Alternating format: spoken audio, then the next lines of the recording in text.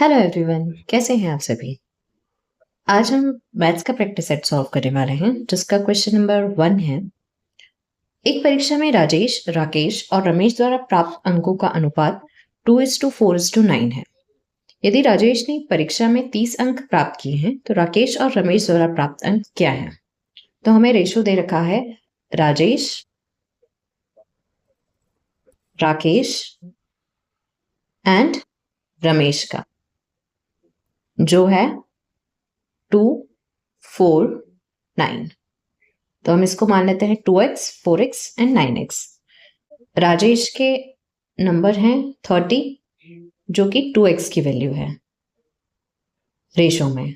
तो यहां से हम x की वैल्यू निकालेंगे जो आ जाएगी 15। अब यहां से हम राकेश और रमेश का निकालेंगे। तो राकेश की है 4x, तो 15 4 जा 60 एंड रमेश की है 9x, तो 15 9 जा 135। तो हमारे पास 60 एंड 135 आ जाएगी वैल्यू, जो कि ऑप्शन ए है। नेक्स्ट क्वेश्चन देखते हैं। इस क्वेश्चन में कहा गया है यदि m 12.8 और 64.8 का मध्यानुपाती है तो m का मान क्या होगा। तो यहाँ पर हमें प्रपोर्शन को समझना पड़ेगा। हमसे क्वेश्चन पूछा जा सकता है फर्स्ट प्रपोर्शन फाइंड आउट करने के लिए, मिड प्रपोर्शन फाइंड आउट करने के लिए and third proportion find out करने के लिए। फर्स्ट प्रपोर्शन फाइंड आउट करना होगा तो हम करेंगे a:2।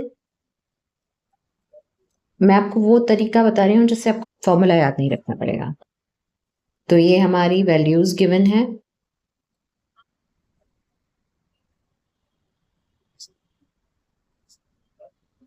ओके, इसमें हम निकालेंगे फर्स्ट प्रोपोर्शन। तो यहाँ पर फर्स्ट की हम x वैल्यू मान लेते हैं। यहाँ पर हमें मिड प्रोपोर्शन निकालना है तो यहाँ हम मान लेंगे x, और यहाँ पर थर्ड प्रोपोर्शन निकालना है तो यहाँ पर हम मान लेंगे x। ठीक है, तो पहले first into last, x into C equals to second is to third. हमेशा यही फॉलो करेंगे हम। First into last A C equals to second into third, first last ax and b into B.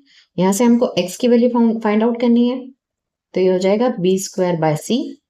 यहां से फाइंड आउट करेंगे तो x² equals to ac, तो x equals to √ac। यहां से हम फाइंड आउट करेंगे तो b²/a। ये हमारी फर्स्ट प्रोपोर्शन के लिए फॉर्मूला आ गया, ये हमारे मिड प्रोपोर्शन के लिए फॉर्मूला आ गया एंड ये हमारे थर्ड प्रोपोर्शन के लिए फॉर्मूला आ गया। अब हमें क्वेश्चन में कहा गया है मध्यानुपाती मीन प्रोपोर्शन। तो मीन प्रोपोर्शन के फॉर्मूला क्या है, x इक्वल्स टू √ac। तो हम ये इसका अंडर रूट निकाल लेंगे तो होगा m इक्वल्स टू √12.8 इंटू 64.8। इसको कैसे सॉल्व करेंगे। इसको सॉल्व करने का आसान सा तरीका है, पॉइंट हटा के अपॉन में 0 लगा देते हैं। इसका पॉइंट हटाया तो एक 0 आएगी, इसका पॉइंट हटाया तो दूसरी 0 आएगी, फिर ये अंडर रूट में। इसको हम लिख सकते हैं 64 इंटू 2 और इसको लिख सकते हैं 324 इंटू 2। ओके, नीचे 100 as it is and whole में अंडर रूट। तो ये 64 किसका होता है, 8 8 जा 64। ये 2 टाइम्स आ रहा है तो 1 टाइम बाहर आएगा एंड 324 किसका स्क्वायर होता है, 18 का, और ये 100 10 का। तो अंडर रूट चला निकल जाएगा। अब इसको मल्टीप्लाई कर देंगे तो ये हो जाएगा 18 2 जा 36, 36 इंटू 8 288 अपॉन 10, तो ये 28.8 आंसर आ जाएगा, जो कि ऑप्शन ए है। तो हमें वो mid proportion, first proportion and third proportion के फॉर्मूलाज भी याद रखने की जरूरत नहीं है, उसको हम ऐसे करके ऐसे फॉर्मूला खुद ही बना लेंगे। नेक्स्ट क्वेश्चन देखते हैं। इस क्वेश्चन में कहा जा रहा है ए और बी अलग अलग कार्य करते हुए एक कार्य को क्रमशः 10 और 16 दिनों में पूरा कर सकते हैं। यदि वे एक एक दिन के लिए बारी बारी से कार्य करते हैं और एक कार्य शुरू करता है तो कार्य कितने दिनों में पूरा होगा। तो हमें दिया हुआ है कि ए 10 काम करता है और बी 16 काम करता है। तो हम इनका एलसीएम लेंगे जो आएगा 80। तो ये हो जाएगा 8, 80 को 16 से डिवाइड करेंगे तो होगा 5। अब कहा जा रहा है ए कार्य शुरू करता है, तो ए ने कार्य शुरू किया और उसने किया 8 काम। फिर अगले दिन बी ने काम किया और उसने किया 5 काम। तो ये कितने हो गए? 13 काम। 13 काम 2 दिन में हुआ। तो हम क्या करेंगे, ऐसे कितने बार होगा, कितनी बार में? तो 80 को 13 से डिवाइड करेंगे तो क्या आएगा? 13 6 78। 6 बार में काम होगा, 6 बार में काम होगा, पर फिर भी 78 काम होगा। 2 काम फिर भी बचेगा, तो वो बी काम फिनिश किया। फिर अगले दिन ए आएगा, तो अगले दिन जब 6 बार के बाद जब ए आएगा तो वो 2 काम करेगा, जबकि वो कितना काम करता है? 8 तो पूरा। तो उसको 6 बार में, एक बार में 2 दिन लग रहे हैं, तो 6 बार में 12 दिन लगेंगे। और फिर ये और एक्स्ट्रा लगेंगे, तो ये हो जाएगा 1/4। तो ये 12 इंटीजर 1/4 जो कि ऑप्शन ए है। ये कुछ इस तरह से लिखा है। ओके,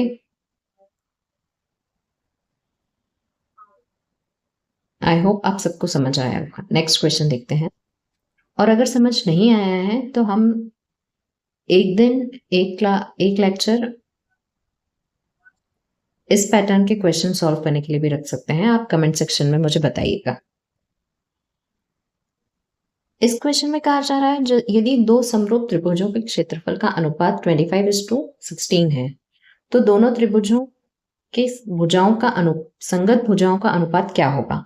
तो इसमें हमें एक फॉर्मूला याद रखना है, वो है A1/A2 equals to side 1 upon side 2 का स्क्वायर।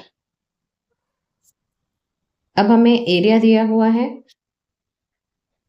25/16 और ये S1 S2, ये स्क्वायर इधर जाएगा तो बनेगा अंडर रूट। तो ये हो जाएगा साइड 1 साइड 2 इक्वल्स टू 5/4। तो रेशियो हो जाएगा 5:4। नेक्स्ट क्वेश्चन देखते हैं। यहाँ पे कहा जा रहा है एक कांच के जार में 6 सफेद 8 काले 4 लाल और 3 नीले कंचे हैं। यदि जार में से एक कंचा यादृच्छिक रूप से निकाला जाता है तो इसके काले या नीले होने की प्रायिकता क्या है। तो हमें एक बात याद रखनी होगी, जब भी प्रोबेबिलिटी की बात की जाए तो हमें एक फॉर्मूला याद होना चाहिए, वो होता है favourable outcomes upon total number of outcomes.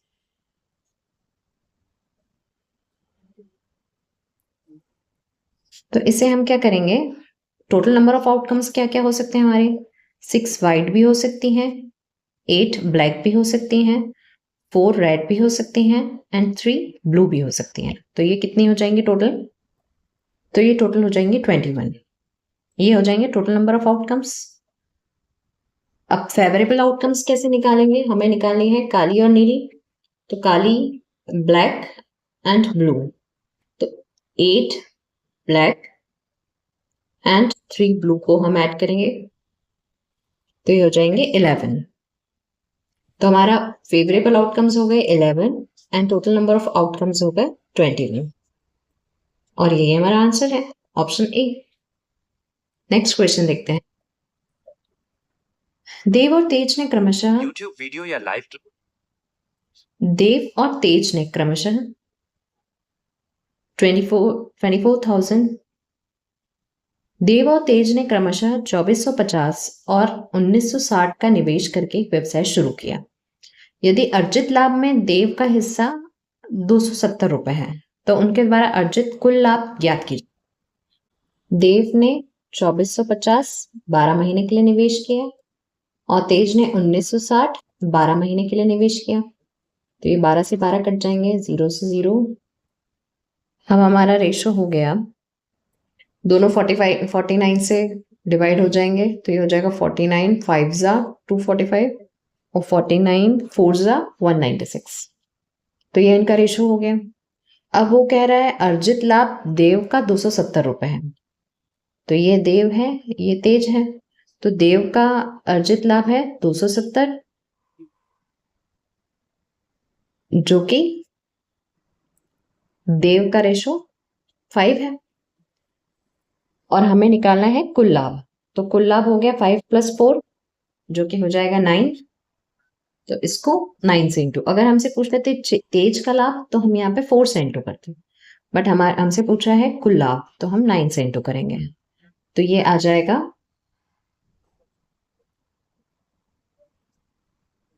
54 486। तो 486 हो गया कुल लाभ, जो कि ऑप्शन ए है। नेक्स्ट क्वेश्चन देखते हैं। इसमें कहा जा रहा है हितेश और जितेश की वर्तमान आयु का योगफल 36 वर्ष है। अब से 2 वर्ष बाद हितेश की आयु जितेश की आयु की 3 गुना हो जाएगी। हितेश की वर्तमान आयु ज्ञात कीजिए। तो हमें रेशो दे रखा है हितेश और जितेश का। हितेश और जितेश का योगफल दिया हुआ है 36। अब से 2 वर्ष बाद हितेश की आयु जितेश की आयु की 3 गुना होगी। तो ये हितेश की आयु 3 गुना हो गई और हितेश की आयु जितेश की आयु का 3 गुना होगी। हितेश की वर्तमान आयु निकालनी है हमको। तो ये 3:1 का रेशो हो गया, और इसमें हम दोनों की 2-2 वर्ष ऐड करेंगे 36 में, तो 4 वर्ष ऐड करेंगे, तो यहाँ की वैल्यू आ जाएगी, ये हो गई 40। अब 2 वर्ष बाद इनका जो योग है वो है 40, और रेशो में है, ये x मान लेते हैं, तो ये हो जाएगा 4x। तो x इक्वल्स टू 10। तो यहाँ पर 2 वर्ष बाद इनकी आयु हो गई 30, 3 × 10, और x इक्वल्स टू 10। अब यहाँ से हमें 2 वर्ष बाद में जाना है, आज प्रेजेंट की बात करने के लिए 2 वर्ष बाद चले गए हम, तो वापस 2 माइनस करेंगे तो आज की आ जाएगी। तो यहाँ से 2 माइनस करेंगे तो ये हो जाएगा 28। तो ये हो गया ऑप्शन ए। नेक्स्ट क्वेश्चन देखते हैं। Simplify the expression. एक्सप्रेशन क्या दिया हुआ है हमें, ये ऐसा कुछ है 83 - 84 minus bracket 96 divided by 4 minus 16 - 36 divide by 9 and divide by 2 bracket of. तो सबसे पहले हम ये सॉल्व करेंगे, तो क्या होगा 36 9 4 जा 36 एंड 16 - 4 हो जाएगा 12।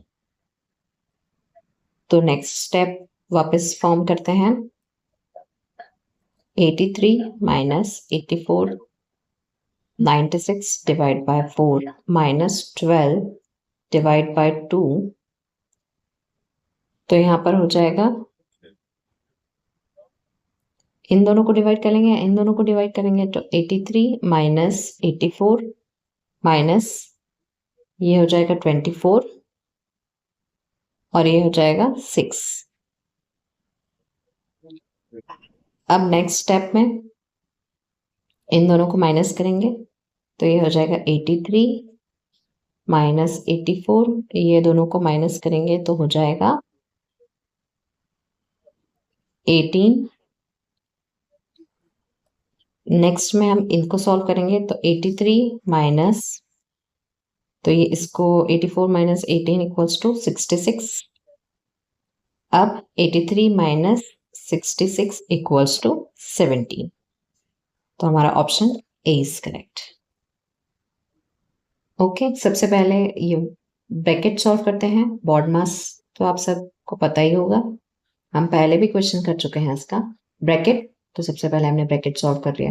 अब ब्रैकेट में माइनस भी है, डिवाइड भी है, तो हम क्या सॉल्व करेंगे, डिवीजन। ओके, फिर ये ब्रैकेट बाहर आ जाएगा तो ये डिवीजन पहले डिवीजन सॉल्व करेंगे, फिर इस ब्रैकेट को खत्म करेंगे, फिर ये वाले ब्रैकेट को खत्म करेंगे। ऐसे ही बॉड मॉस फॉलो करते हुए इस क्वेश्चन को सॉल्व कर जाएंगे। नेक्स्ट क्वेश्चन देखते हैं। ए और बी मिलकर किसी कार्य को 35 दिनों में पूरा करते हैं। यदि ए अकेला उस कार्य को 60 दिनों में पूरा कर सकता है और बी अकेला समान कार्य का 1/5 भाग कितने दिन में करेगा? तो क्या कह रहा है हमको, ए और बी मिलकर 35 दिनों में पूरा कर रहे हैं और ए अकेला 60 दिनों में पूरा करता है। तो इन दोनों का एलसीएम लेंगे जो कि आएगा 420। तो ए और बी की क्षमता कितनी हो जाएगी? 12 और ए की क्षमता हो जाएगी 7। क्या कह रहा है? तो यहां से हम बी की एफिशिएंसी निकाल लेंगे जो कि आएगी ए बी की 12 दी हुई है और ए की 7। तो यहां से बी की आ जाएगी 5, ये बी की एफिशिएंसी। बट हमें 420 का 1/5 पार्ट करवाना है बी से, तो 420 का पहले 1/5 पार्ट निकालेंगे जो कि आएगा 84। और ये हमें 84 जो पार्ट है ये बी से करवाना है अकेले, तो डिवाइड बाय 5, तो ये आ जाएगा, तो ये अप्रॉक्स 16 आ जाएगा जो कि हमारा ऑप्शन ए है। नेक्स्ट क्वेश्चन देखते हैं। एक व्यक्ति एक लैपटॉप खरीदता है, वह पहले इसे 20% के लाभ पर बेचता है, बाद में खरीदार इसे 10% की हानि पर दूसरे व्यक्ति को बेचता है। यदि प्रारंभिक मूल्य 50,000 रुपए था तो लैपटॉप का अंतिम विक्रय मूल्य कितना है? इसको हम ऐसे कर सकते हैं, 50,000 प्रारंभिक मूल्य था और पहली बार उसे 20% का प्रॉफिट हुआ तो 120, और 10% का लॉस हुआ तो 100 - 10 = 90/100। इसको सॉल्व करेंगे, 12 9 से 108 और 108 540 इंटू 20, तो ये हो जाएगा 54,000 जो कि हमारा आंसर है। इसी के साथ आज का मेरा प्रैक्टिस सेट खत्म हुआ। अगर आपको मेरे क्वेश्चंस पसंद आए हो तो वीडियो को लाइक और चैनल को सब्सक्राइब करना बिल्कुल मत भूलिएगा। मिलते हैं नेक्स्ट वीडियो में। All the best.